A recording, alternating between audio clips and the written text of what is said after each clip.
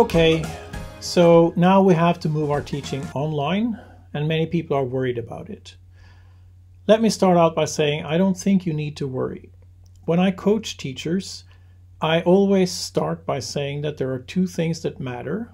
That is, you know your stuff and you care about the people receiving it.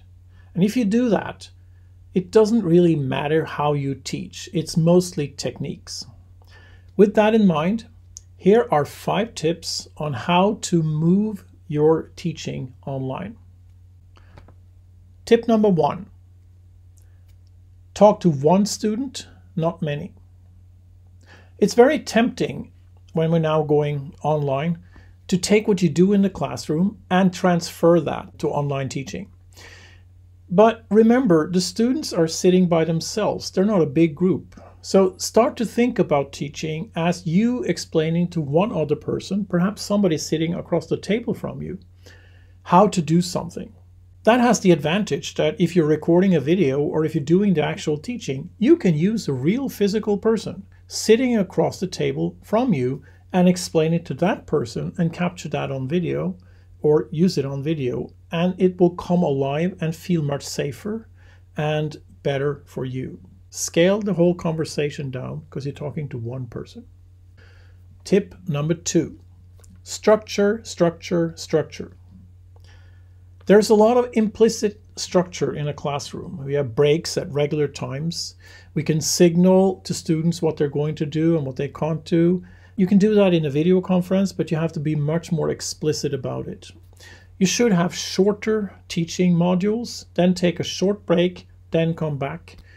Because you don't know what situation the students are in at the other end. Also, if you use things like breakout rooms, so you have a lot of students there, you break them out into groups, be very explicit about when they come back, and also do things like appoint spokespersons for each group, and then have them report when they come back. So structure, structure, structure. Think about your lectures in a different way. Point number 3, you can have interaction, but you need to plan more for it. Interaction in the classroom is fairly easy, at least if you don't have too many students. And, you know, we're more or less good at it as teachers, but it is an informal art in knowing what to do, and you can use your body language and so on and so forth. That's not so easy in a video conference, but there are tools in most video conferencing platforms that you can use. There will be tools for students to put their hand up, to say yes or no, to signal that they want a break and something like that. Find those tools and use them consciously. There are chat lines where the students can write questions and comments, and you can take a look at them while you teach and answer directly. You can also use polls. Ask a question and have the students vote and then comment on that coming back. So you can have interaction, but you need to plan ahead a little bit about when to have it. And that leads back to the first or the second tip about structure and structure and structure. Tip number 4, bring a friend. Normally you teach by yourself. That's kind of the default thing. I think it's very important when you do a video class that you have a colleague there with you, that you're 2 people teaching. At least when you're new to doing it and you haven't done that particular subject before. You may notice that sportscasters and newscasters are always 2 people, and there are lots of reasons for that. If something goes wrong with one person, for instance, if you have a technical crash, then the other person is there and can fill in. The other person can also become a kind of color commentator. When you say that, that makes me remember something. It livens up the rather static video conference, makes it more lively. And this other person can also handle student questions, offline things, you know, all kinds of things that are happening. So I think it's very important, at least until you get very comfortable with the format, that you are 2 people. So find a friend and make this person help you. Lastly, tip number 5. Use the recording, the video, as a tool. When things are being recorded, and I think you should record whatever it is you do online, whether you should publish it to the students, that's your decision. But, you know, record everything you do. Most of the tools can do that, and use it as a tool afterwards.